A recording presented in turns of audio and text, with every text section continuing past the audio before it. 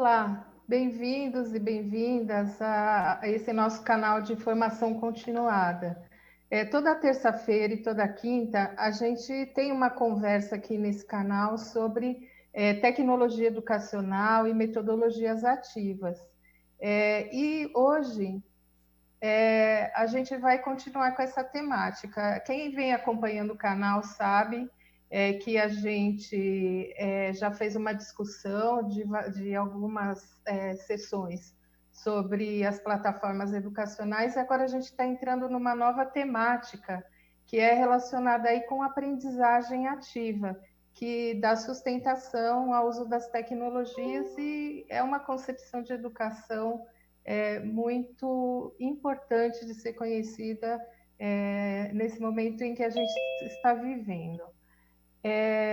Eu queria começar com uma pergunta para vocês. Eu gostaria de saber se vocês já pararam para pensar como a gente pode, por meio da educação e de uma aprendizagem mais ativa, promover a transformação social e a transformação das pessoas. Então, para discutir essa temática, a gente trouxe aqui a Rita Junqueira de Camargo. Rita, se você puder dar um alô para a gente. Oi, Elaine, desculpa, cliquei aqui, estou aqui. Tudo bem. A Rita é especialista em infância, educação e desenvolvimento social pelo Instituto Singularidades, é doutora em ciências dos alimentos pela USP, mestre em tecnologia nuclear pela USP também e engenheira de alimentos pela Escola de Engenharia de Mauá. E a gente trouxe também a Franciele. Franciele, pode dar um oi aqui para a gente? Oi, pessoal, boa tarde. A Franciele é socióloga formada pela Universidade Federal de São Carlos, é mestre em ciências pela USP e pelo programa de pós-graduação em ciências de engenharia ambiental. Ela atuou como professora de história no ensino fundamental e médio e é educadora social na área de assistência social. Tem experiência também em gestão de projetos de inovação em colégios pelo Brasil e em formação de gestores pedagógicos, professores e facilitadores da implementação de atividades mão na massa, enquanto atividades intracurriculares. Para também compor essa mesa, essa conversa aqui, a gente chamou a professora Jussi Rocha, que é gestora do Centro de Mídias, e para quem eu vou passar a palavra agora para ela começar essa conversa. Então, Jussi, tudo bem? Vamos começar, então. Olá a todos, pessoal. É um prazer enorme estar aqui mais uma vez com vocês. A gente está trazendo um tema bastante relevante e é um tema que está sempre em voga para os educadores. A gente vê um movimento dos educadores de querer entender melhor como a gente trabalha de fato com metodologias ativas, que fundamentos a gente tem, como a gente pode analisar as nossas práticas à luz também dos referenciais teóricos das metodologias ativas. Então, a gente vai fazer um bate-papo hoje com o Instituto Catalisador, que faz um trabalho bastante voltado para a gente viver as experiências, né, com foco nas metodologias ativas e com um referencial também bastante relevante para a gente conseguir sair daqui dessa primeira conversa e começar a experimentar isso no nosso trabalho, seja remotamente com os estudantes, seja presencialmente. Então, estou muito feliz de estar aqui com vocês, vou acompanhar aqui nos dois aplicativos, tanto nos anos iniciais quanto nos anos finais, para trazer as perguntas de vocês e a gente construir essa tarde aí de acordo com o interesse de vocês nesse debate. Bom, então eu convido a Rita, que vai fazer essa primeiro bloco de apresentação, contando um pouco do trabalho que o Catalisador tem feito, inclusive na nossa rede, né? Eles vão contar de um trabalho que eles fazem em uma das escolas públicas e que vai ser bastante inspirador, eu tenho certeza. Vamos, Rita? Vamos sim, Jussi. Super obrigada pelo convite para estar aqui hoje com vocês. Obrigada, Elaine, também. A gente já conhece um pouco, né, o trabalho de vocês, a gente conversa bastante com os educadores da escola que a gente está desenvolvendo o projeto agora e vai acompanhando com eles aí um pouco do trabalho que vocês estão desenvolvendo, muito bacana. E o Catalisador é uma organização da sociedade civil que desde 2015 a gente desenha e implementa projetos de aprendizagem criativa mão na massa, em escolas públicas, centros comunitários, bibliotecas, enfim, sempre tentando levar projetos transformadores para alunos da rede pública, seja em espaços formais, como as escolas, ou não formais, como os contraturnos da comunidade. A gente começou o Catalisador lá em 2015, pensando como entrelaçar ciências e culturas, novas tecnologias com saberes tradicionais, e a gente foi vendo que o Mão na Massa era uma estratégia muito interessante e potente de fazer isso acontecer na prática, né? Não ficar só na teoria e ver, né, o trabalho, desenvolver o trabalho com os alunos na ponta mesmo. A gente trabalha sempre em parceria com a iniciativa privada, que viabiliza os nossos projetos na ponta com os alunos. A gente desenvolveu um trabalho de 2 anos em 2 escolas estaduais na região de Pirituba. Ficamos 2 anos com esse desafio de implementar projetos de aprendizagem criativa dentro do contexto da realidade das escolas públicas aqui de São Paulo, ali da região Norte 1.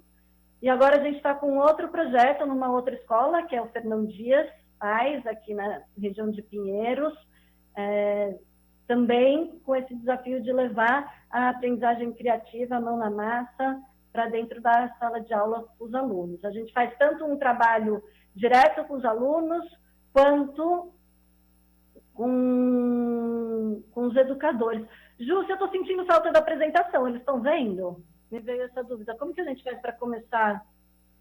Eu vou pedir para o pessoal da produção, então, colocar os slides para a gente. E aí, Rita, sempre que você quiser passar o slide, você pede que o pessoal passa, tá bom? Tá bom, joia. Que aí a apresentação me ajuda a manter no foco aqui, senão a gente acaba... É tanta coisa para a gente contar e falar, e eu tenho medo de acabar me perdendo aqui. Então, que bom que a apresentação agora já está aqui rolando. Isso. Então, era isso que enfim, retomando aqui que a gente estava contando, né? A gente trabalha, então, em parceria, né, com os gestores da escola, vendo o que faz sentido para cada escola, como que a gente pode atuar, e a gente vai construindo essa parceria bem dentro da realidade de cada escola que a gente trabalha. Acho que a gente pode ir para o próximo, Jússi.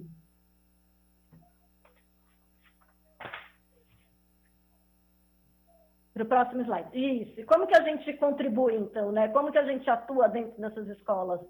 A gente atua catalisando, né? E a gente sempre pensa no catalisador como aquele elemento da reação química mesmo, que a reação química vai acontecer independente de ter o catalisador lá dentro, né? Participando daquela reação, mas quando a gente tem um catalisador numa reação química, ela acontece de uma forma mais potente, mais interessante, mais rápida, com menos gasto de energia, enfim. Então, a gente contribui com essa energia extra dentro dessa reação toda que é a educação, né? A gente trabalha articulando com a Secretaria de Educação, com a coordenação e gestão da escola, com os educadores, com os estudantes, com as famílias, que no fundo, né, são todos esses elementos que são os reagentes dessa reação que é a educação.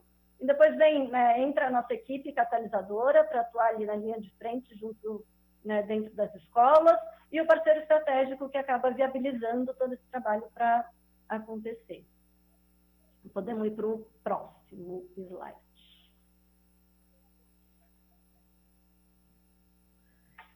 De onde veio essa nossa necessidade, né, de trabalhar com as rotinas de pensamento, que é o que a gente vai discutir com vocês aqui hoje? A gente vai trabalhar, apresentar essa estratégia que a gente usa dentro da sala de aula com os nossos alunos e vamos propor fazer em conjunto aqui com vocês hoje, né? Desde o começo do catalisador, sempre quando a gente estava desenvolvendo as atividades com os alunos, a gente escutava muito, né, de todos os lados, tanto dos alunos quanto dos educadores. Nossa, eles estão se divertindo muito, né, com as propostas de vocês, mas eles estão aprendendo, né? Como que é isso? Como que vocês conseguem identificar onde estão essas aprendizagens dos alunos, né? Às vezes os alunos mesmo falavam para a gente: ah, mas isso que vocês estão fazendo aqui com a gente não é aula, né? A gente está só se divertindo, a gente não está aprendendo. A gente fala: não, olha quanto aprendizado tem aqui. E a gente foi sentindo essa necessidade de tornar visível esse aprendizado, né, tanto para os próprios alunos, quanto para os outros educadores que estavam atuando em parceria com a gente. Se a gente puder voltar para a apresentação, colocar ali no slide anterior. Um dos exemplos que a gente gosta muito, né, de fazer, a gente sempre começa, não sempre, mas muitas vezes a gente começa as nossas atividades com os alunos fazendo esse robisco, que é esse robozinho que rabisca. E ele é muito envolvente, encantador, e todo mundo acaba gostando muito. Então, a partir dele, a gente acaba discutindo um monte de outros assuntos e pontos. Quando a gente começou a implementar as rotinas de pensamento, a gente via que mudou muito a nossa prática. Antes, quando a gente fazia esse robisco, a gente percebia que eles conseguiam, sim, montar os robozinhos, que eles funcionavam, mas a partir do momento que a gente introduziu as rotinas de pensamento nas nossas práticas, a gente foi vendo o quanto os estudantes ganhavam consciência sobre tudo aquilo que estava acontecendo, né? Quando eles, de fato, entendiam todo o processo, o que entrava, por que ele era montado dessa forma, como que isso ia surgindo, acontecendo. A gente foi percebendo que, quando a gente fazia as rotinas, eles conseguiam aprofundar muito mais no que a gente estava querendo trabalhar com eles. Né? Deixava de ser intuitivo o que eles estavam montando e passava a ter um sentido para aquilo que estava acontecendo. A apresentação, de novo, podemos voltar para ela. Então, a gente começou a ver todas as perguntas que surgiam, né? Do que esse fio é feito, de onde está vendo a energia. A gente achava que era uma coisa que estava posta ali, né? Que era muito claro que a energia estava vindo da bateria, mas eles queriam entender, mas como? Por que tem 2 fios? Como que eu posso ligar e desligar ele, então? Como eu crio interruptores? Né? Então, muitas questões foram aparecendo depois que a gente introduziu as rotinas de pensamento na nossa prática. Fez muita diferença, a gente conseguiu levar a discussão para um outro lugar quando a gente foi colocando elas. E as rotinas de pensamento, elas fazem sentido no mão na massa ou não, né? Em outros momentos também, quando a gente quer fazer reflexões mais teóricas, mesmo que quando a gente não implementa o mão na massa dentro da sala de aula, pode ser numa discussão na aula de história, de geografia. As rotinas de pensamento também fazem sentido nesse contexto, né? Para a gente ter uma participação mais ativa dos alunos, para a gente convocar eles para uma discussão. As rotinas de pensamento fazem muito sentido nesse lugar também. Podemos ir para o próximo slide, que eu estou sem a apresentação. Vamos contar agora, então, um pouquinho, né, como que a gente chegou nessas rotinas de pensamento, por que elas fazem sentido para a gente, e todas as referências teórico-práticas que embasam todo o trabalho do catalisador desde 2015, quando a gente começou. Né? Uma das principais referências nossas é desse livro que está cheio de bolinha aí, que é o Jardim de Infância para a Vida Toda, que é para como que a gente pode levar essa aprendizagem criativa, mão na massa, para dentro da sala de aula, não só na educação infantil. Né? Quando o mão na massa na educação infantil está muito presente, é o dia a dia da educação infantil. E a gente, no fundo, quer fazer com que isso permaneça durante toda a vida escolar, né, dos estudantes, até na pós-graduação. Mas como que a gente pode pensar em estratégias? Né? Na educação infantil é a areia, o bloquinho de madeira, são as tintas, isso é o que instiga, né, os alunos a aprenderem lá. Mas a gente tem que pensar em outras estratégias, outros elementos para esse mão na massa fazer sentido e ser instigante também para outros alunos nos anos mais para frente aí da vida escolar desses alunos. A gente busca muito, né, conversar com as referências entre Paulo Freire, o Papert, né, para como a gente traz a paixão desses alunos, o interesse deles para dentro da sala de aula. E aí, sem os slides, eu fico um pouco confusa aqui, se a gente puder. Bom, Eu queria falar um pouco mais do outro, mas eu já passo para esse aqui, então. E por que a gente, então, traz esse tema, né, do aprender a olhar com as rotinas de pensamento, né? A gente vive nesse mundo tão corrido, maluco, que a gente não para olhar, se aprofundar no que está ali na nossa frente, né? Então, a partir do momento que a gente consegue entender melhor o sistema que a gente está inserido, pensar em todas as contribuições... Desculpa, Fran, para você, ótimo. É a Fran que vai continuar, ela me acabou de me dar um lembrete aqui que essa parte é com ela, já tinha engatado uma quinta aqui. Vai lá, Fran.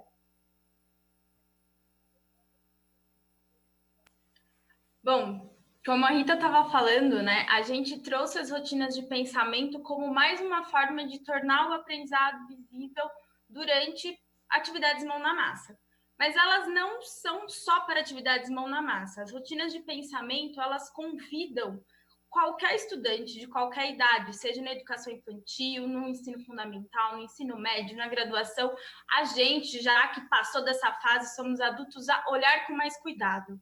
Então, a gente vive num mundo que é tudo tão rápido, tudo globalizado, é internet, é vídeo, é notícia para todos os lados e foto, aplicativos. Então, a gente se desacostumou a olhar com atenção.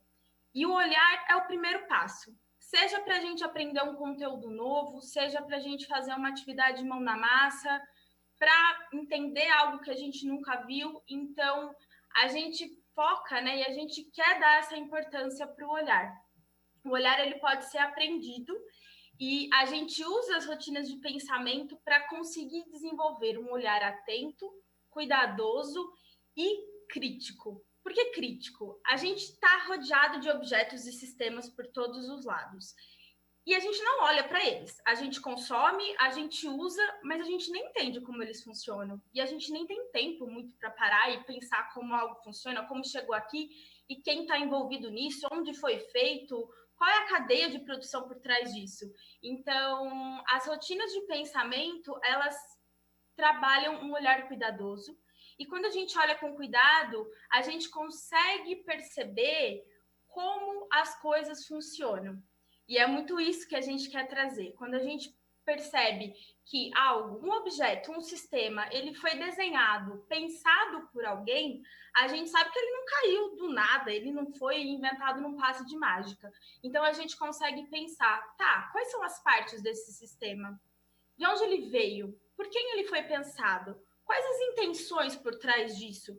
Quais vozes estão representadas nesse sistema? Quem não está representado? Então, a gente começa a ter uma visão crítica, um olhar crítico e entender como a gente se relaciona com os sistemas e com os objetos que estão ao nosso redor. E aí, foi o que a Rita falou, começam a surgir questões, dúvidas, hipóteses, perguntas, e instigar isso nos estudantes é o que a gente quer fazer, a gente acredita que faça parte. Então, sempre que a gente vai falar sobre um assunto novo, seja em matemática, seja em língua portuguesa, seja em biologia, em história, por que não trazer uma rotina, e existem dezenas delas, para trazer esses conhecimentos prévios, para despertar esse interesse, essa curiosidade, essas hipóteses e essas perguntas. Então, o olhar é o início para tudo. E é por isso que a gente dá tanta ênfase para ele nesse momento. É instigar o olhar para a gente entender como as coisas funcionam, pensar criticamente sobre esse funcionamento, sobre esse desenho das coisas. E aí a gente fala um pouquinho de desenvolver nos estudantes essa sensibilidade ao design. Ou seja, a essa dimensão desenhada do mundo. E não achar que as coisas estão ali e que não podem ser mudadas. Podem ser mudadas. E como que a gente encoraja os nossos estudantes, desde pequenos, a agirem no mundo de forma crítica, olhando, compreendendo as partes, como funciona, por que são desse jeito, e a partir do momento que eu abro o meu olhar para isso, eu consigo pensar como eu mudo. Como pode ser diferente? Como eu incluo uma voz que não está representada? E aí a gente pode falar desde sistemas como do entorno. Por exemplo, no slide que estava aparecendo, a gente tem uma foto do projeto Âncora. O que aconteceu lá? Os estudantes eles foram convidados a olhar a sua escola, olhar para o entorno. Como que eu posso deixar esse lugar mais legal, mais interessante, mais significativo? E aí, então, eles viram que tinha ali um material que não estava mais sendo usado e falaram, vamos construir um brinquedo novo para o pátio. E aí, a partir desse olhar atento, a entender o que tinha na escola, quais as partes, o que eles poderiam fazer, eles construíram um novo brinquedo para o pátio. Então, agiram no mundo. Então, as rotinas de pensamento e essa estrutura pedagógica que a gente gosta bastante, de olhar de perto, explorar complexidades, encontrar possibilidades, faz com que os estudantes sejam empoderados a agir no seu entorno e no mundo. Então, era um pouquinho disso que a gente queria falar agora, mas a gente não queria só ficar falando. Então, eu convido a Rita... Antes de você seguir, vamos fazer uma paradinha aqui, para a gente ouvir as vozes que estão aparecendo aqui pelo chat. Primeira coisa, a gente quer pedir desculpa, a gente está realmente com uma instabilidade hoje no ambiente, a gente agradece que vocês continuam aqui, porque embora a gente possa ver no YouTube depois a gravação, ainda assim é muito legal a gente conseguir ter as contribuições de vocês, então fiquem com a gente aí até o final do nosso encontro. Tem aqui alguns comentários que eu acho que são legais da gente trazer. O professor José Egídio fala o seguinte, que o Rubem Alves tem um texto sobre educação do olhar.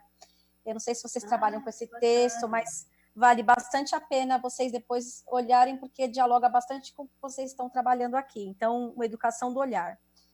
Essa questão do olhar aparece em vários autores, em vários referenciais, né? Madalena Freire também fala do olhar, enfim, o pessoal da educação infantil que está aqui dos anos iniciais também trabalham muito essa dimensão do olhar, né? E eu gostei muito quando a Franciele falou, né, de que o mundo na ótica do design, né, que está dentro das abordagens ativas, o design thinking, né, pensamento de design, tem a ver com a gente olhar o mundo na perspectiva da transformação, né?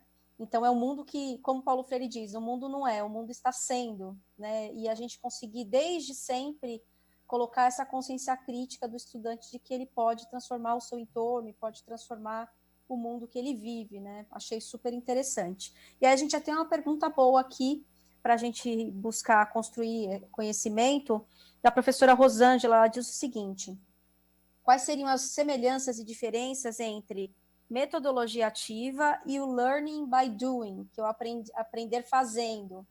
Então, achei uma pergunta super pertinente, que eu acho que também o catalisador se diferencia bastante, porque tem um olhar sobre essa questão do que é o aprender fazendo, que eu acho que vale a pena vocês tratarem aqui antes da gente ir para o nosso momento mais prático.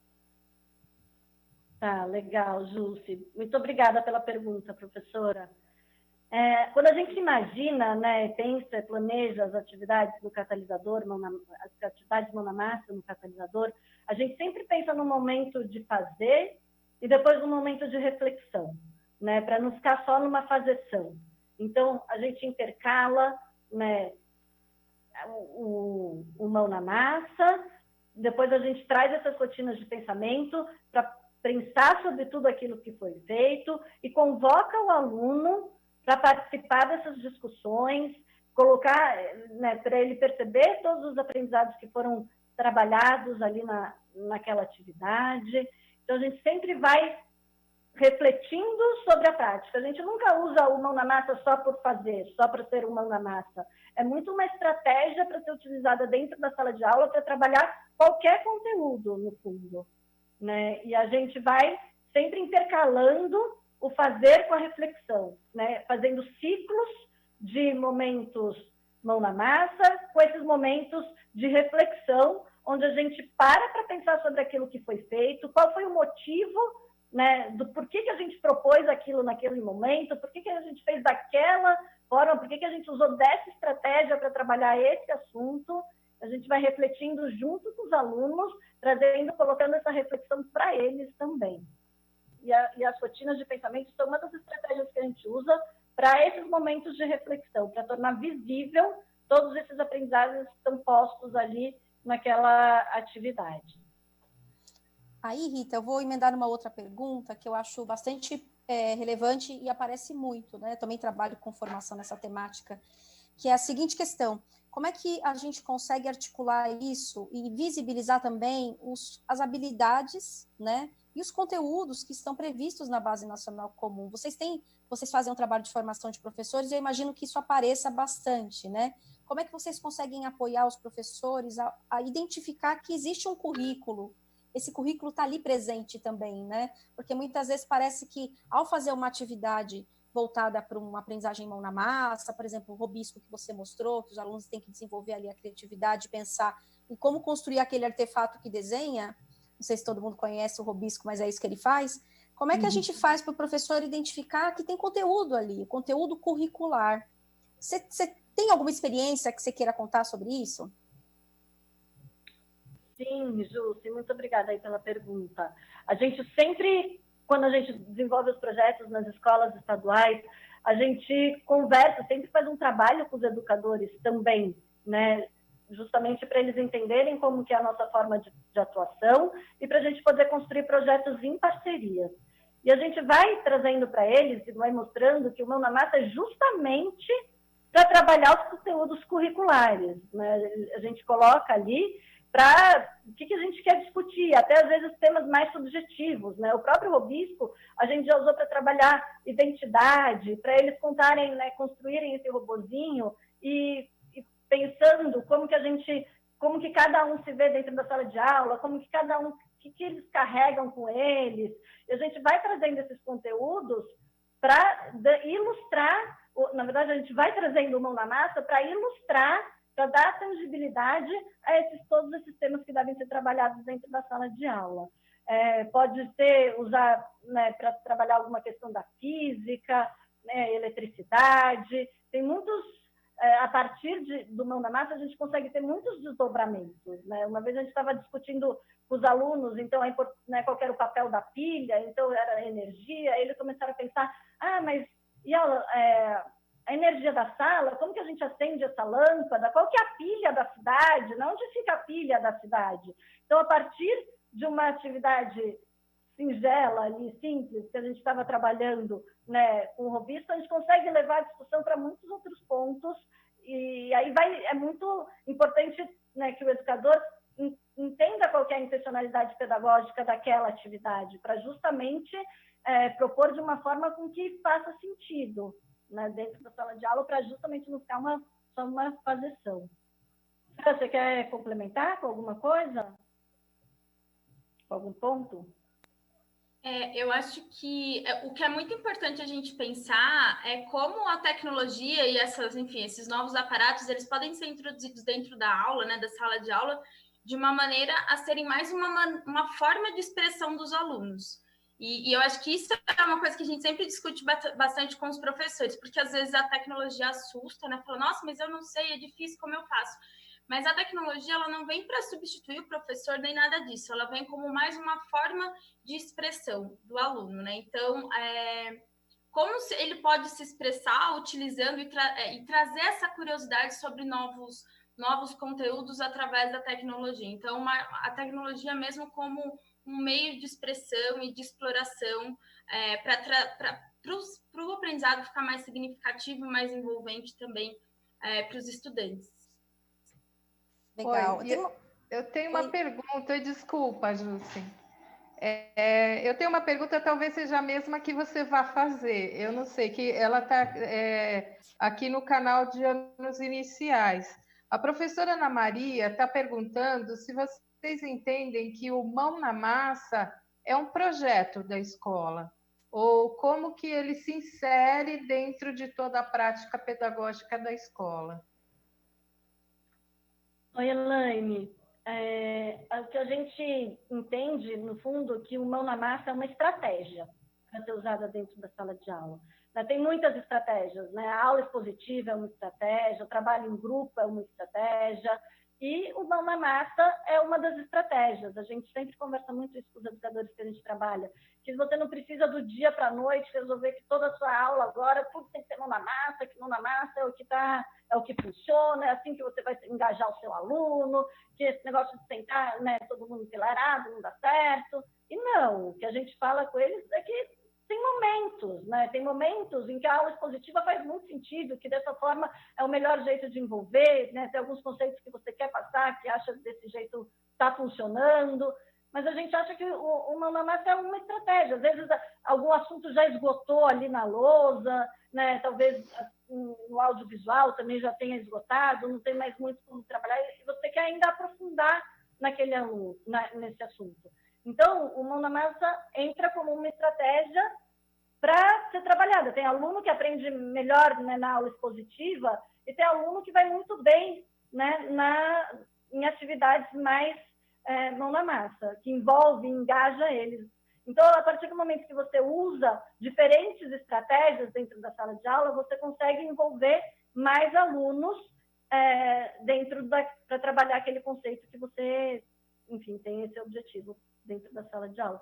Então, a gente fala que o mão na massa é uma das estratégias que pode ser utilizada dentro da sala de aula. Não sei se eu respondi a pergunta da professora. Sim, acho que... Obrigada. Acho que sim. Bom, e aí, só para a gente continuar, o pessoal está super interessado nas rotinas de pensamento. Já várias perguntas, tudo bem, vamos aprofundar nas rotinas, então vou abrir espaço para vocês para até a gente ser coerente e viver uma experiência de rotina de pensamento para a gente conseguir compreender melhor como funciona. Bora lá, Rita? Vamos, Jússi. A rotina que a gente vai trazer aqui hoje é uma das rotinas, né?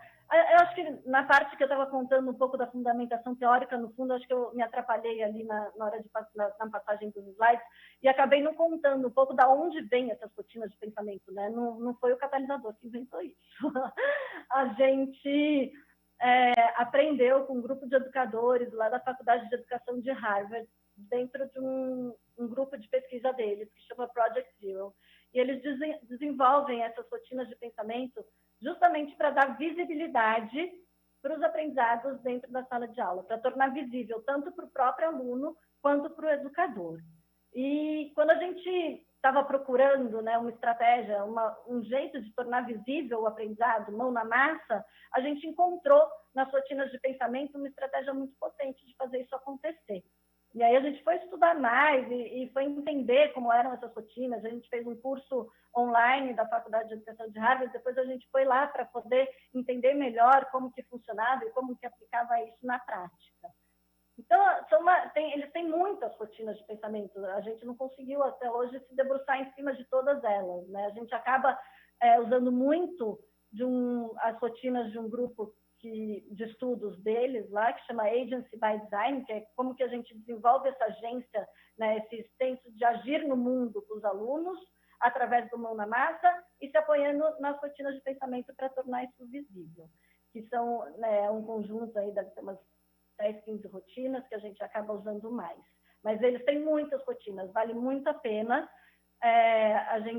vale muito a pena vocês se debruçarem, conhecerem, investigarem, pesquisarem mais. Tem algumas que já estão traduzidas para o espanhol, tem outras que estão traduzidas já para o português. A gente, né, nós da equipe do Instituto Catalisador, traduzimos algumas delas, estão lá no site deles, na nossa apresentação, depois tem até um QR Code que leva para as rotinas de pensamento, onde elas estão traduzidas. Mas, enfim, a gente queria experimentar com vocês aqui hoje uma rotina de pensamento que a gente fez num grupo de estudos que a gente tem lá na Escola Fernando Dias, na Escola Estadual Fernando Dias Pais, um grupo de estudo com educadores que estão responsáveis por esse componente curricular de tecnologia e inovação. A gente está trabalhando, né, pensando como levar a tecnologia para dentro da sala de aula. A gente fez essa rotina. A gente vai usar aqui essa imagem, mas vocês podem usar qualquer imagem, no fundo, né, dependendo de qual for a intenção pedagógica, o que vocês quiserem trabalhar com o grupo de alunos. Agora a gente vai precisar ir para a apresentação mesmo, porque todo mundo precisa ver, né? A gente vai fazer então, a rotina do vejo, penso e pergunto. Então, no primeiro momento, a gente vai só ver a imagem, né? E a gente quer convidar vocês para participar ativamente dessa rotina, como se a gente estivesse fazendo ela aí ao vivo, né? A gente vai tentar ser o mais interativo possível, né? Mesmo estando aí à distância e com todas essas barreiras aí, né? Que a tecnologia ela ajuda, mas também tem alguns limites. Então, nesse primeiro momento, a gente quer que vocês venham, sem fazer nenhuma inferência, né? Sem literal mesmo. O que vocês olham para essa imagem e o que vocês estão vendo? Então, acho que agora nos comentários, né, a Jússia e a Elaine podem ir ajudando a gente a conduzir aqui um pouco, para ir mostrando para a gente o que está pipocando aí na cabeça de cada um, o que cada um está vendo a partir dessa imagem, que é uma imagem que foi feita muitos anos atrás, pensando como seria a sala de aula nos anos 2000, né? A gente tem aqui o pessoal falando uma sala de aula, Tá. Fábrica de pensamentos. Adorei fábrica de pensamentos. Mas a fábrica uma imagem antiga. Uma imagem antiga, boa. Manipulação de pensamentos. Livros sendo picados. Isso. Lavagem cerebral. A gente está buscando mais essas considerações mais literais mesmo. Mais literais. Livros ainda não é o que eu penso, é o que eu estou vendo, né? Depois depois a gente vai para esse segundo momento do que essa imagem está provocando na gente. Então, agora a gente ainda está nessa parte do penso. Deixa eu ler mais alguns. Uma sala de aula, né, como eu falei. Sala de aula com crianças tristes, já é mais descritivo, né? Uhum. Deixa eu ver. Estão triturando conhecimento, já é mais interpretativo, né? Crianças pensando também. Vamos lá. Robôs. Alunos passivos sendo manipulados, também já vai no nível mais do interpretativo. Já é um penso, não é tanto mas a fábrica de conhecimentos foi a professora Sabrina que falou. Deixa eu ver o que mais aqui. Alunos robotizados. Elaine, tem algumas contribuições aí que você queira trazer? Então, quando a gente fez... A Elaine quer falar ou não? Tá fechado. Eu estou aqui no canal dos anos iniciais, aqui tem um certo delay. Então, vocês perguntam aí, leva um tempinho para processar e saírem as coisas. Mas já começaram a vir algumas respostas, veio também sala de aula, máquina de conhecimento, apresentação de um filme e também algumas coisas assim, um pouco mais diferentes, né? Como assim, mais um aluno peão, massificação, algo tradicional, alguns chamando a atenção para o papel do professor também, massificação de pensamento. Então, está indo um pouco por aí. Já tá num segundo momento, né? No fundo, muito dessas considerações que estão sendo... Fala, Jússia. Tem um bem descritivo aqui. Alunos com fone de ouvido e o professor processando livros. Isso. Quando a gente fez essa rotina com os educadores do Fernão, apareceram, né, pontos como, eu estou vendo ali que está escrito que tem o ano 2000 nessa imagem, né? Então, era alguma coisa que eles estavam pensando como vai ser no ano 2000. Eu não vejo uma lousa, né? É uma sala de aula, mas eu não vejo uma lousa. Eu vejo mesas e bancos, tipo um refeitório. Vejo um garoto que está girando uma manivela. Vejo um professor colocando livros em uma máquina que parece um moedor. Então, são coisas bem literais mesmo, sem ainda, né, são muito descritivas do que é essa imagem. E aí, quando a gente faz essa rotina com os alunos, a gente pede para eles colocando tudo mesmo, sem ter esse medo, né? Será que vou parecer bobo? Será que não vai? Fala, Fran, você quer falar? Eu queria dar uma contribuição de como é difícil a gente separar o ver do pensar. Geralmente é algo que a gente faz junto, eu vejo, já penso. E aí, para a gente desenvolver essa sensibilidade ao design, é muito importante que a gente consiga ver. É o primeiro passo, né? E a gente já vê, já pensa, já pergunta, já achou o que aconteceu, procurou a solução. Então, esse primeiro momento de ver, olhar, o que eu estou vendo? Eu estou vendo um menino, eu estou vendo um professor, eu estou vendo crianças, eu estou vendo fones de ouvido. Então, essa descrição também é muito importante para a gente criar esse hábito de ver com atenção. Por isso, essa rotina também traz esses 3 momentos separados. A Elaine quer contribuir também? Então, vocês estão me lembrando uma coisa super interessante. Eu fui alfabetizadora há uns anos atrás pelo método Paulo Freire, né? E o método traz justamente isso, é praticamente o primeiro passo do método, que é você ter o momento do ler, que é do ver, que é onde você só vai identificando as coisas, e tem o momento do ler, que aí é onde você faz as associações, né? Então, assim, me lembrou muito isso.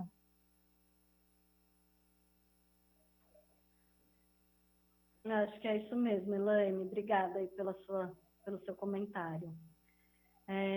Então, depois desse momento do vejo, né, com observações bem descritivas, a gente faz o convite para o segundo momento, né, do penso. E é muito importante que a gente vá registrando, quando a gente está fazendo isso dentro da sala de aula, que a gente vá registrando todas essas falas dos alunos, né? Pode ser num papel, num caderno. Se a gente estiver nesse momento à distância, no online, a gente tem usado o Jamboard do Google, pode ser num Padlet, enfim.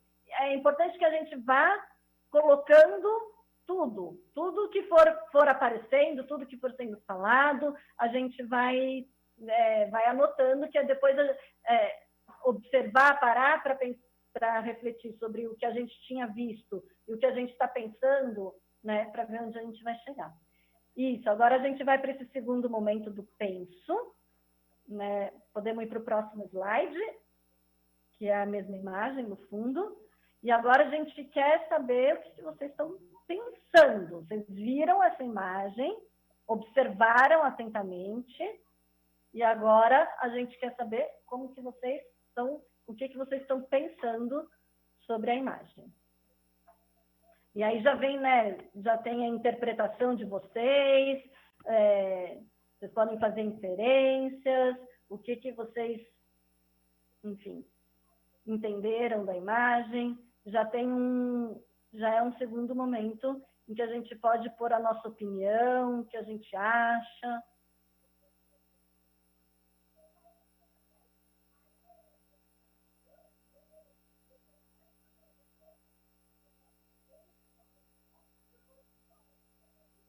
Ju, Elaine, se vocês quiserem ir comentando o que está aparecendo aí. Vou comentando, sim. Ó, a gente tem aqui cabresto, transmissão de informação em massa, passividade, manipulação, conhecimento artificial, aí tem decorebas, uma forma mecânica do ensino-aprendizado, educação bancária, massificação do conhecimento, ensino tradicional.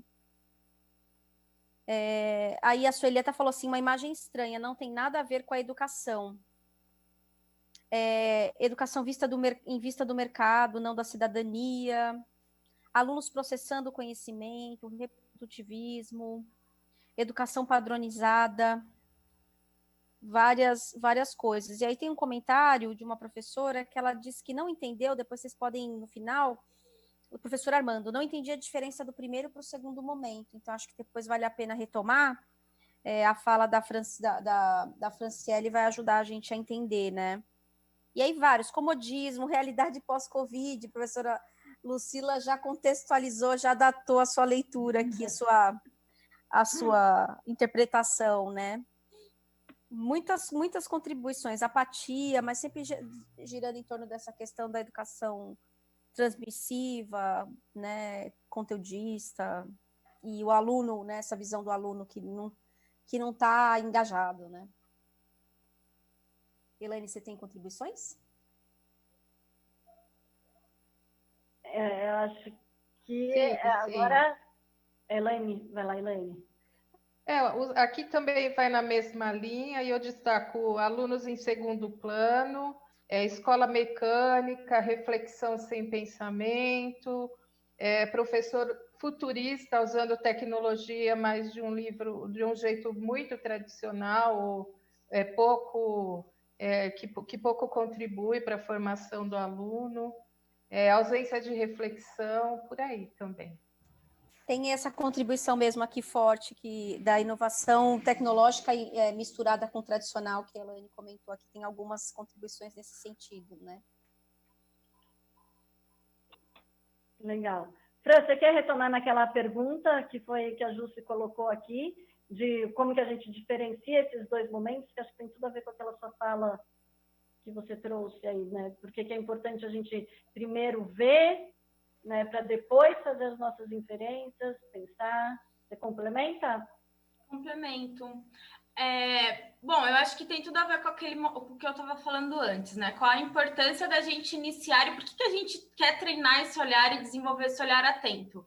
É muito comum que a gente não consiga olhar as coisas e fazer uma descrição delas, o que a gente está realmente vendo. É muito comum que a gente já pense, já pergunte, já formule hipótese, já... Sabe, assim, o problema mal aconteceu, eu mal entendi ali o problema, eu já estou pensando na solução. Então, essa rotina, ela visa desenvolver esse hábito de separar esses 3 momentos. Então, de primeiro você vê com um olhar atento e cuidadoso de várias perspectivas e fazendo uma descrição mesmo factual.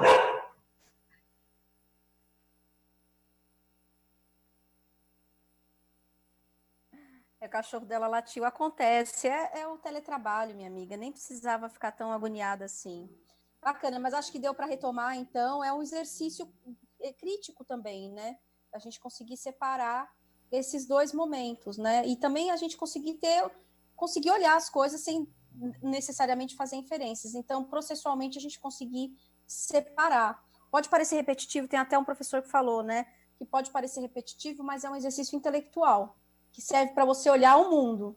Então, esse exercício, ele é um exercício pequeno, considerando, né, a partir de uma imagem, mas leitura de imagem é uma coisa também que a gente tem pouca estratégia para trabalhar com os estudantes. Então, essa rotina de pensamento, ela ajuda a gente também no trabalho com leitura de imagens, né? Então, a gente vai para o 3º momento agora? Não, eu queria ainda comentar um pouco, quando a gente fez com os professores na escola, né, o que apareceu para a gente, né? Eu penso, qual seria essa época? Quando será que a pessoa que fez esse desenho, quando que foi feito esse desenho, né? Sobre os anos 2000. Onde que eles estavam pensando que o anos 2000 seria dessa forma, né?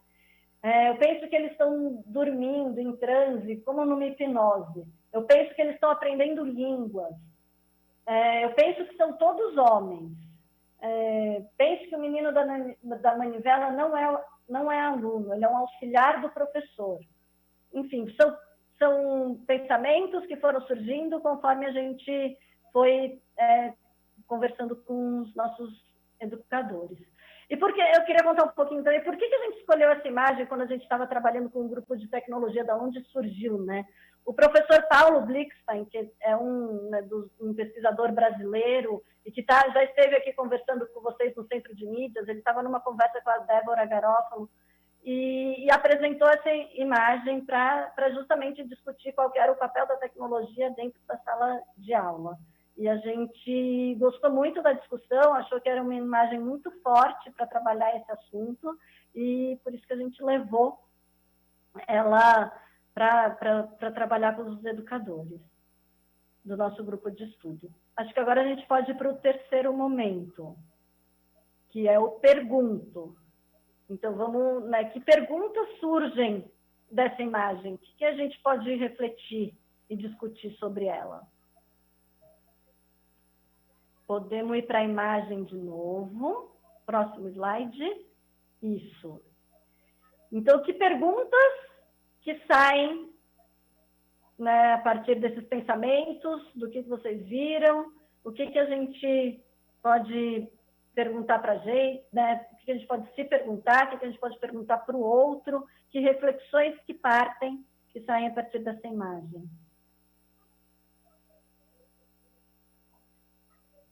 E vocês podem ir comentando aos poucos aí, que a Jússia e a Elaine vão contar para a gente. E a gente vai comentar. Tem um delayzinho de tempo, então aqui tem já uma contribuição da Cristina. O que os professores mudaram em suas atitudes ao ensinar? A Juliana, qual a intenção dessa ação retratada? O aluno está confortável nessa situação? Tem uma outra pergunta da Zuleika, ótima. Por que só tem homens? A Érica fala, o aluno está aprendendo... Peraí, voltando um pouquinho. O aluno está aprendendo o que precisa ou o que querem mostrar para ele? Vamos ver o que mais. Por que o aluno só ouve? Outra pergunta. Muito bom. O quanto desta metodologia está cristalizada em nossa prática? Elaine, você tem alguma contribuição também? Por enquanto não chegou nada aqui, eu estou aproveitar para pedir para o pessoal dos anos iniciais participar, perguntar, é, é, que a gente está aqui atenta, ouvindo. Tá bom. Tenho aqui mais contribuições. Por que o professor coloca os livros na máquina? Né, uma pergunta. Será que existe uma única metodologia? Por que um jovem trabalhando? Porque na imagem tem um aluno em pé, né? Perto do professor. Por que esse aluno está manuseando a manivela da máquina? Aí a pergunta, ele é um aluno? Nossa, bastante contribuição. Realmente esse ambiente será uma sala de aula? Por que aceitamos isso? Aí tem mais um aqui. Nos anos 80 mandaram deixar as cartilhas, e hoje são só ferramentas tecnológicas? Olha quanta discussão bacana, né, vai saindo a partir de uma imagem, né? Quantos temas, né, quantas discussões não podem ser abertas e aprofundadas a partir dessa imagem que a gente escolheu, né? Mas assim, vocês, educadores, podem pensar numa imagem que seja pertinente para trabalhar algum assunto né, da sua disciplina. A gente vai vendo, conforme essas perguntas vão aparecendo, né, que já parte do que cada um pode transformar, como que a gente pode mudar essa realidade, a gente começa a questionar, né, isso que está posto, né, essa imagem que está aí, a gente vai se perguntando o quanto ela faz sentido, por que ela está desse jeito, né, quem são as pessoas que estão ali representadas, e a partir daí a gente consegue abrir uma série de novas discussões. Fran, quer complementar sobre como a gente conduziu lá no Fernão? Bom, depois da participação da Maria Biju, ela também queria participar, gente. O legal de perguntar, de percorrer esses 3 caminhos, é que a gente vai aprofundando. Então, primeiro a gente só viu, depois a gente pensou no que a gente está vendo, e aí agora a gente está perguntando. E quando a gente se questiona sobre algo, a gente já está dando um passo para querer mudar aquilo, porque a gente não se questiona sobre algo que não nos interessa ou que não faz diferença. E essa rotina do Vejo, Penso e Pergunto, ela é muito legal para iniciar assuntos novos com os estudantes. Então, a gente usou aqui uma imagem, mas a gente poderia ter usado um vídeo curto, a gente poderia ter usado um poema para a gente analisar a estrutura disso, o que eles estão vendo, o que eles estão pensando sobre aquilo. Então, existem várias possibilidades e essa é uma rotina muito legal para a gente iniciar um assunto e despertar a curiosidade dos estudantes sobre algo novo que a gente quer começar a trabalhar. E também, nesses momentos, a gente consegue trazer o conhecimento prévio, né? Porque muito do que a gente já sabe, o que a gente já conhece, a gente já pensa, vai surgindo, né, nessas indagações que a rotina de pensamento, ela provoca. E é muito legal também falar que as rotinas de pensamento, muitas vezes, elas são feitas em grupo, né? De uma maneira coletiva. E a gente olha o olhar do outro, né? Então, por exemplo, quando alguém fala que viu alguma coisa, às vezes é algo que você nem reparou.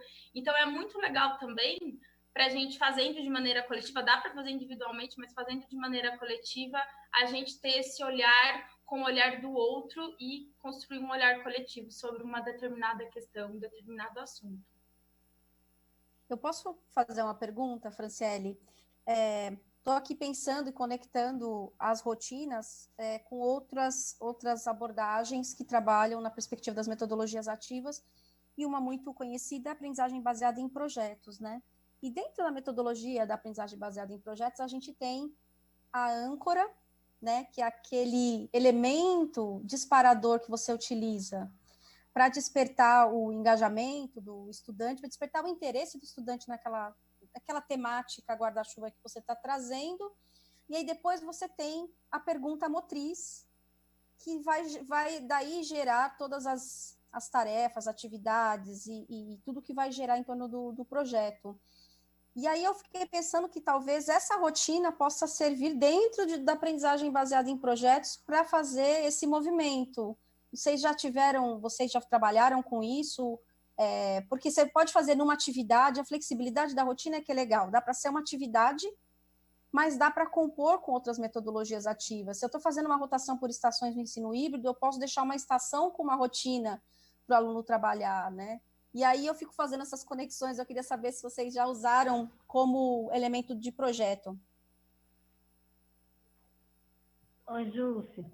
Sim, as rotinas, elas não são necessariamente uma atividade por si só, né? Acho que elas podem disparar muitas discussões, ela pode ser feita ela por ela mesma, mas a forma mais interessante é que ela componha mesmo um projeto, que a gente faça isso recorrente dentro da sala de aula, né? Até que por isso esse nome de rotina de pensamento, né? Que ela esteja presente em diversos momentos dentro desse desenvolvimento de projetos e que isso se torne um hábito mental, no fundo, né? Então, a partir do momento para a gente ir mudando uma chavinha mesmo, do jeito como a gente vê o mundo, de como a gente vai colocando isso em prática. A gente fez num projeto numa escola estadual lá em Pirituba, que eles queriam muito um palco novo para a escola, né?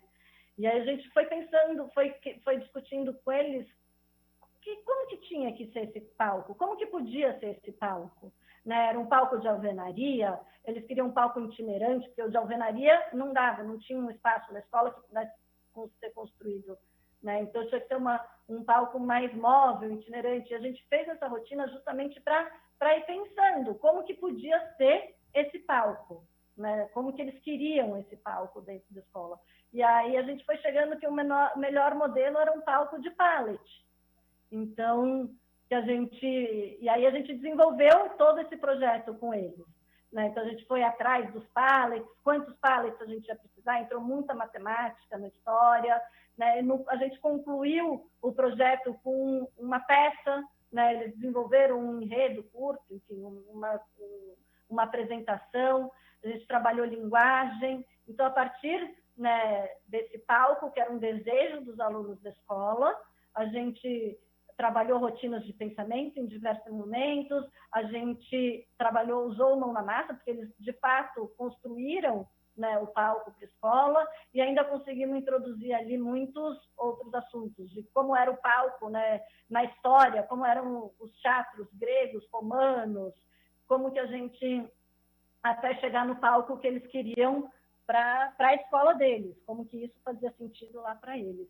E a gente foi lançando mão de diversas rotinas de pensamento ao longo desse projeto.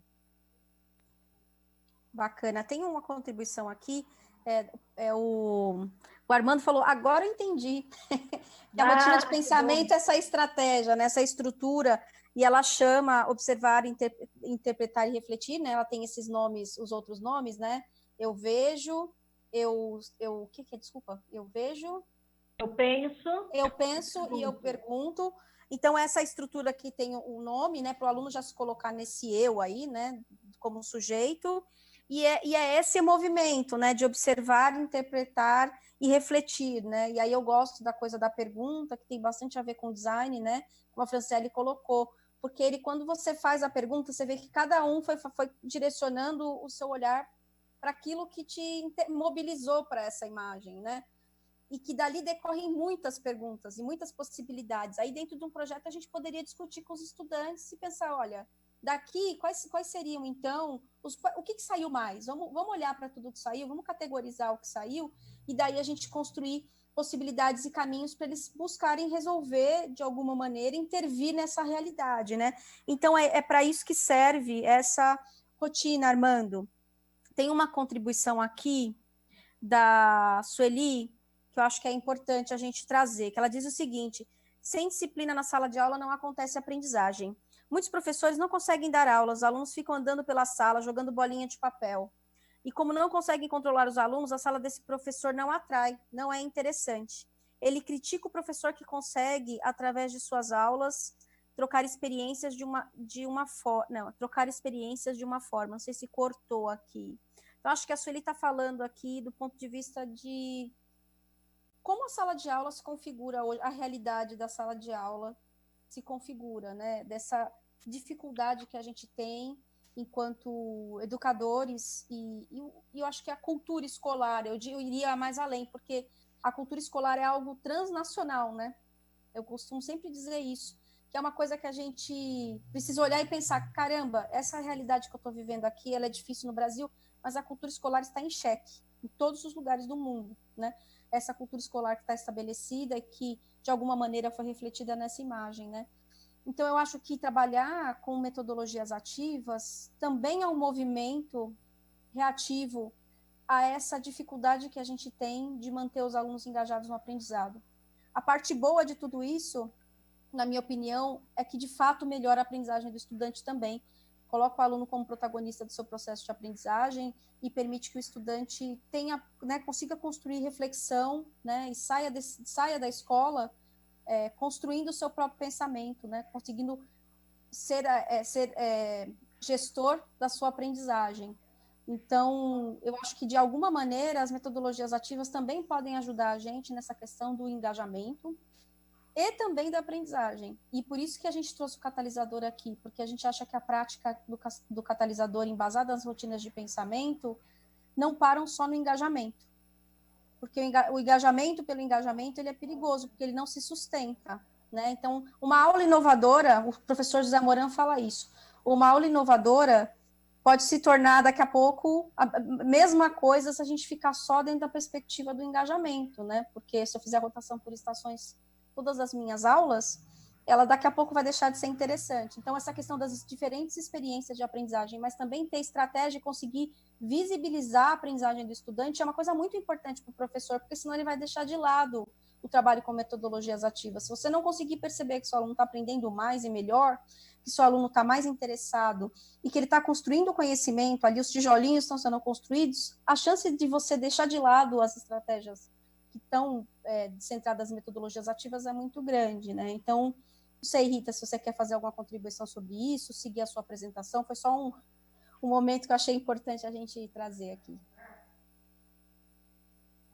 Acho que é isso mesmo, Jússi, né? Quando a gente pensa nessa massa como uma estratégia, como um engajamento de corpo e alma, né? A gente fala que quando o aluno está ali envolvido no fazer, ele está envolvido, ele está engajado, ele está vivendo aquilo, né? Ele está com a mão na massa, fazendo e construindo.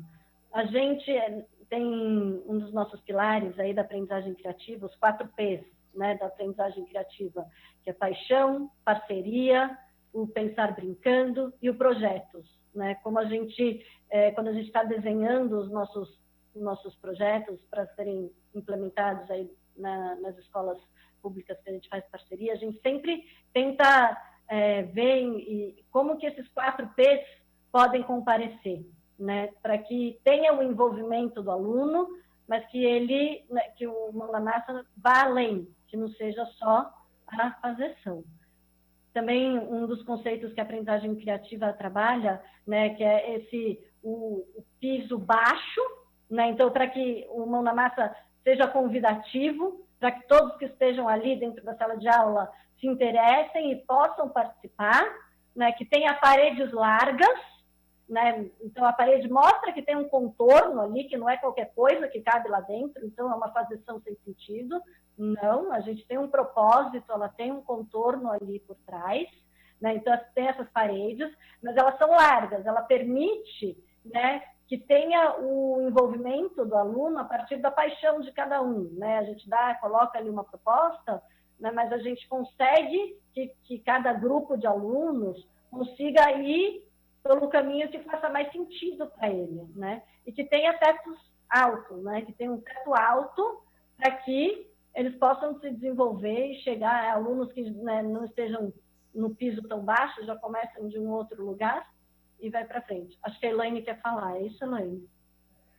Surgiram... você pode repetir para a gente, por favor, devagarinho, o que são os 4 P's? Posso sim, Elaine. Os 4 P's da aprendizagem criativa, quem sistematizou isso foi um pesquisador que chama Mitchell Resnick. Ele colocou, né, esses pilares da aprendizagem criativa, de como a gente estrutura esses projetos. Então, o primeiro P é de projeto, né, que as crianças, os jovens, os estudantes, eles aprendem melhor né, de uma forma mais envolvente, mais engajada, através de projetos que sejam significativos para eles, que façam sentido, né? Depois vem o P de pares, de parceria, né, que os estudantes aprendem de uma forma mais intensa, mais interessante, quando eles estão interagindo entre eles, entre pares, e os professores também, né, que tem essa interação entre pares, entre professores também, essas parcerias, e entre professor e aluno. Então, que a parceria é um dos pilares que sustentam uma aprendizagem significativa. Projetos, parcerias, paixão. Então, a paixão que tem que ter o interesse, né, genuíno dos alunos por aquilo que eles estão trabalhando, tem que fazer sentido para eles, no fundo, né? Essa paixão é isso. Eles têm que entender o porquê que aquilo está sendo proposto, né? E tem que, de alguma forma, se conectar com eles para que isso faça sentido e eles se envolvam e se engajam na proposta. E o pensar brincando, né? Que é aquela postura, na verdade, é uma postura do brincar, né? Quando a gente está brincando, a gente não quer parar, né? Se dá errado, a gente tenta de novo, a gente persiste, né? A gente fala que são muitos os P's, né? Da aprendizagem criativa. Então, tem, né, para a gente o pertencimento, a persistência. Então, a gente... enfim, esses são os 4 P's da aprendizagem criativa, de uma forma bem resumida aí. Eles estão bem explicados naquele livro que estava lá nas nossas referências, que é o Jardim de Infância para a Vida Toda, que é desse pesquisador que chama Mitchell Resnick. Que está lá. Eu pensei agora em falar da Rede Brasileira de Aprendizagem Criativa, que é um dos fóruns de discussão, onde a gente discute bastante esses conceitos, né? Ela está muito presente aí no Brasil inteiro, no estado de São Paulo também. Tem muitos educadores aí da rede estadual que já fazem parte, né, da Rede Brasileira de Aprendizagem Criativa, onde a gente discute muito como implementar, né, esses 4 P's dentro da sala de aula e dentro de qualquer sala de aula, né, que não seja só nos laboratórios de makers, ou enfim, nas aulas de artes, mas que estejam presentes na aula de história, de geografia, de linguagem, como que isso pode fazer sentido dentro de cada um desses contextos. Uma pergunta aqui que tem mais a ver com esse momento que a gente está vivendo, que é do distanciamento social, né? Então, se a gente pensa em distanciamento social e a gente também pensa nas interações, Elaine, fecha o seu microfone, por favor. Então, se a gente está pensando agora em isolamento social e a gente fala tanto de interação, a importância da interação para o trabalho, né, dos estudantes focado na aprendizagem criativa, focado na metodologia ativa, como vocês têm promovido, dentro do trabalho que vocês realizam na escola, no Fernão Dias, essa continuidade das interações? E se vocês pudessem citar recursos digitais que vocês estão utilizando, que estão ajudando vocês a dar continuidade a isso, seria muito valioso. Fran, você responde essa? Acho que você está com isso na ponta da língua. A gente está experimentando, assim, a gente está definitivamente lá na espiral de aprendizagem criativa, tentando, testando, criando, refletindo, compartilhando e nesse processo. Então, a gente tem o WhatsApp, né, como um canal importante de comunicação. A gente tentou utilizar e-mail com os alunos, mas a gente viu que não colou muito. Então, agora a gente tem um Instagram também para conversar com eles e trocar propostas e interagir. E a gente tem usado, enfim, ferramentas de videochamada para conseguir manter esse canal de comunicação, principalmente com os educadores, mais do que com os estudantes, que o desafio é maior para a gente conseguir entrar em contato com eles. E como outras estratégias digitais, uma que a gente tem usado bastante, que depois vai ter até num slide, como a gente fez a rotina com os professores, é o Jamboard, que é esse aplicativo do Google. Ele é como se fosse um mural interativo, várias pessoas conseguem utilizar ao mesmo tempo, então você copia o link, dispara para quem você quer que participe, e aí vamos colando lá os post-its e fazendo esse mural de post-its interativo, digital e online. Então, essa é uma ferramenta que a gente tem usado bastante. A gente apresentou para os professores lá do nosso grupo e agora a gente está nesse desafio de como a gente usaria isso numa sala de aula, numa aula remota. E outra ferramenta que a gente já usava antes, né, que a gente também apresentou para eles e que foi legal, é o Padlet, que também é um outro tipo de mural que permite o compartilhamento de práticas e é online. Acho que essas são algumas ferramentas que a gente tem usado mais, né? E as de videochamada, a gente tem usado o Google Meet, WhatsApp, Teams, a gente está assim, usando todas que aparecem para ver qual a gente consegue alcançar mais e ter um impacto maior. Tá certo. Se vocês quiserem mostrar os slides, acho que tem um slide que mostra o uso do mural, né? Isso. Quiser falar um pouquinho, Franciele, do trabalho que você está fazendo? Isso. Essa ferramenta que está aqui na tela, essa imagem que está aqui, a gente deu fez o download, um print da tela, de uma das páginas do nosso Jamboard, do nosso grupo de estudos. Então, esses quadradinhos amarelos aqui são como se fossem post-its mesmo, que a gente vai grudando conforme os professores vão falando. E se os professores estiverem conectados, a gente passa o link, né, desse Jamboard, e eles mesmos já podem ir inserindo, né, o que cada um estava vendo, pensando. Aqui a gente já juntou para vocês, enfim, para ficar mais fácil da gente explicar qual tinha sido a estratégia utilizada. Mas vocês podem, né, talvez testar entre vocês, professores, nos momentos de ATPC, quando vocês encontram da escola de vocês. Ele é muito intuitivo e fácil de usar. Tem várias corzinhas de post-it, a gente pode mudar o tamanho. É como se fosse uma lousa interativa, a gente consegue escrever, né, como está aqui, eu vejo, penso e pergunto.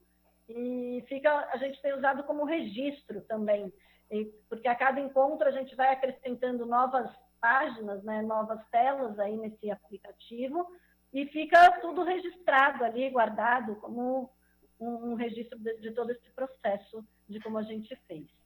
Então, aqui foram algumas das colocações dos educadores, mas acho que eu já fui falando conforme vocês foram colocando. A gente pode ir para o próximo slide. Jússi, como que a gente está de tempo? Está marcando aqui, são 10:05, eu só queria saber quanto a gente tem mais, até que horas a gente vai mesmo, só para a gente dimensionar aqui o quanto que a gente fala. A gente vai até às 17 horas, tá bom? Tá, então temos mais 10 minutinhos.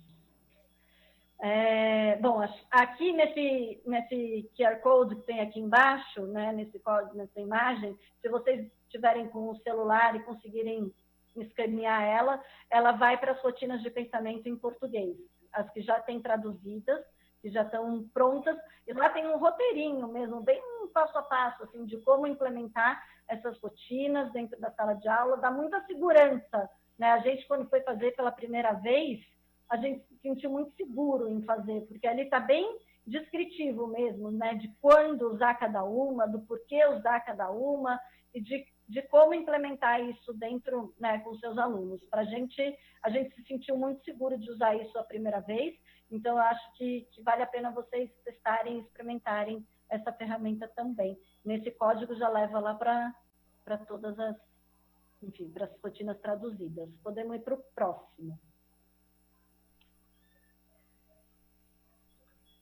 Acho que aqui a gente já falou bastante, a gente está com tempo curto aqui, acho que a gente pode, enfim, era meio que, né, em que momento que a gente usava essa rotina, que é para encorajar, né, introduzir assuntos, refletir. Jússi, acho que essa parte do Rodas a gente pode deixar para um outro dia, porque acho que vai ficar muito corrido se a gente for falar do Rodas em 10 minutos, vai ficar muito puxado, e acho que a gente queria mostrar uns slides, né, falar umas considerações finais sobre as rotinas de pensamento em mão na massa, que eu acho que faz mais sentido. O Rodas a gente usa como uma das estratégias, né, de colocar de mão na massa dentro da sala de aula, porque a gente queria contar com calma e como que ela faz sentido dentro de cada contexto, né? Então, acho que pode ir para as considerações finais aí, Fran. Bom, Acho que já deu para perceber um pouquinho como a gente gosta dessa ferramenta e como a gente costuma usar em várias atividades, inclusive no Rodas de Invenção, que a gente conta depois um pouquinho mais sobre ele.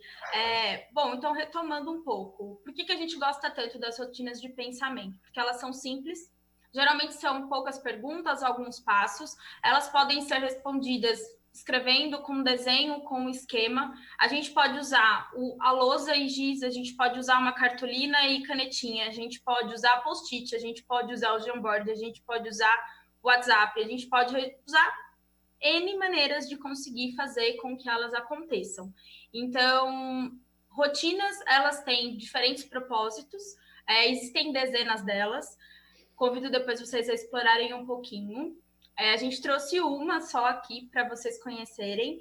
E quais são os propósitos? Então, a gente pode usar rotinas, e lá no site deles tem tudo separadinho, assim, para cada objetivo, tais e tais rotinas. Então, a gente pode usar rotinas para percorrer uma estrutura que a gente gosta bastante de usar, que é uma estrutura que faz com que a gente vá desenvolvendo essa sensibilidade ao design, que foi o que eu comentei um pouquinho antes.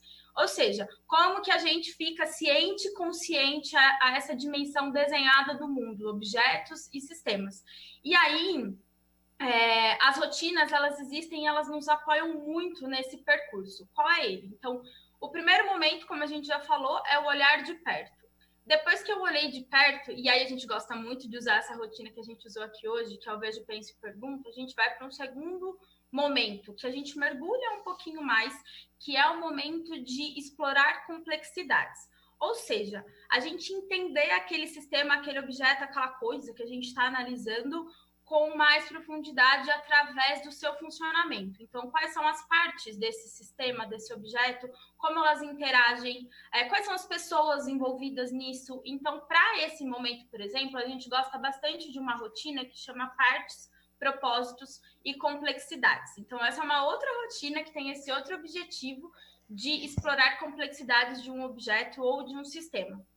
E aí, depois que eu olhei, eu explorei as complexidades, a gente vai para um terceiro momento, que é o momento que tende mais à ação, que é o momento de encontrar oportunidades. Então, é a hora que a gente vai ver como eu consigo pegar tudo isso que eu aprendi aqui nesses momentos anteriores e agir sobre isso. Mudar alguma coisa, mudar uma parte, entender melhor aquela parte que acontece se eu mudar um pouquinho. Como eu posso tornar esse objeto ou esse sistema mais ético, mais estético, mais eficaz e mais eficiente. Então, esses três momentos, eles podem se apoiar em rotinas de pensamento, mas não só em rotinas, em várias outras estratégias. E aí, para esse terceiro momento do encontrar possibilidades, a gente gosta bastante de uma rotina de pensamento que se chama Imagine Ser. Bom, o próprio nome já é autoexplicativo. É essa vontade, né, para instigar os alunos a pensarem como coisas podem ser mudadas, construídas, reformadas, reformuladas. Então, essa estrutura, né, esses três momentos, faz com que os alunos vão treinando desenvolvendo essa sensibilidade ao design para poderem agir no mundo, para o aluno ele ser um agente de transformação. Então, acho que é um pouquinho disso porque que a gente gosta tanto das rotinas. E, além disso, elas possibilitam que a gente saia um pouquinho de avaliar só resultados.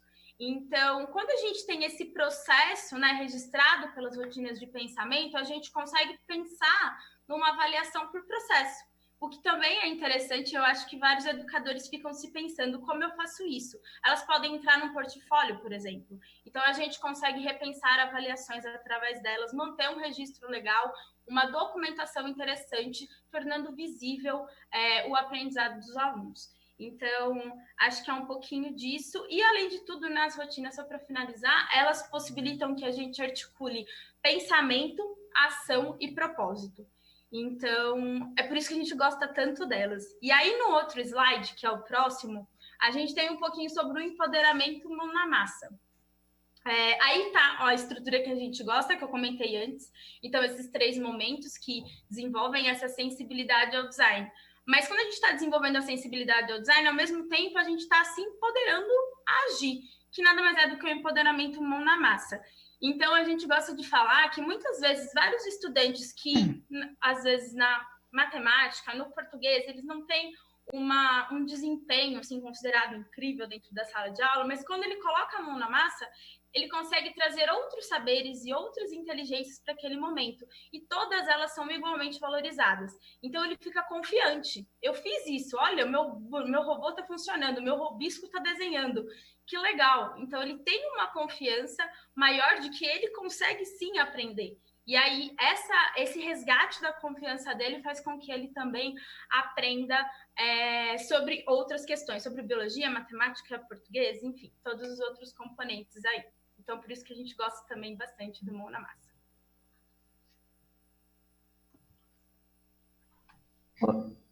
Pessoal, posso falar?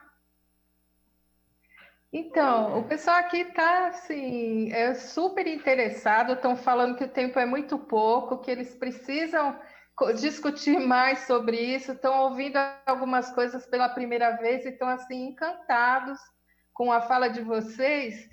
E, infelizmente, mesmo o nosso tempo está acabando e a gente está caminhando para o fim, mas, assim, a gente já estende um convite para as meninas do Catalisador voltarem aqui, né?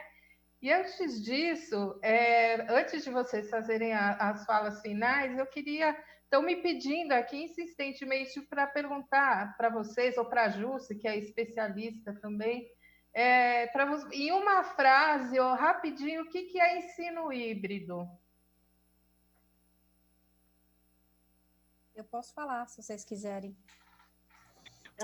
Fala você, Jusce, que você está com isso, né, acho que na visão do Estado, aí qual que é? Acho melhor. Tá certo.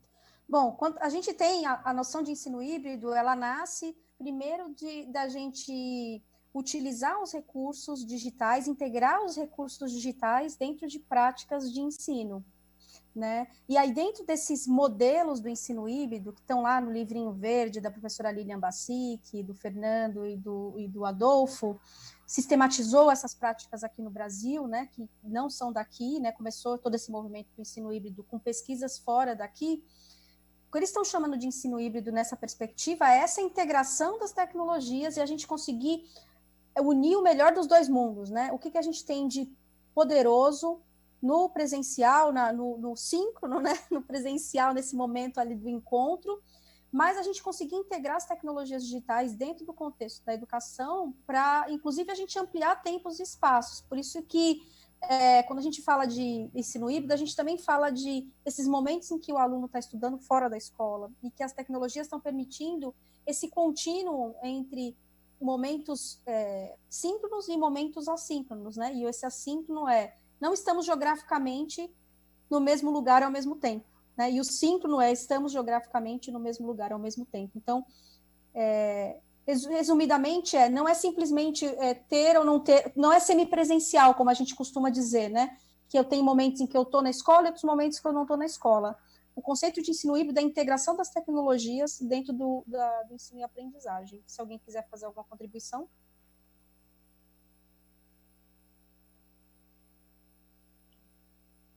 O híbrido aí do termo tem a ver com o hibridismo de ter os recursos tecnológicos, né? De você ter os momentos online com os recursos tecnológicos e você ter os momentos desplugados, né? Offline. Então, o híbrido desse conceito de ensino híbrido está nessa diferença. Mas o legal do ensino híbrido é que ele não tem a ver com esse momento que a gente, necessariamente com o que a gente está vivendo agora. Porque o ensino híbrido ele é trabalhado na educação presencial, né? Então, é você conseguir utilizar as tecnologias de forma integrada e não solta, né, na sua sala de aula.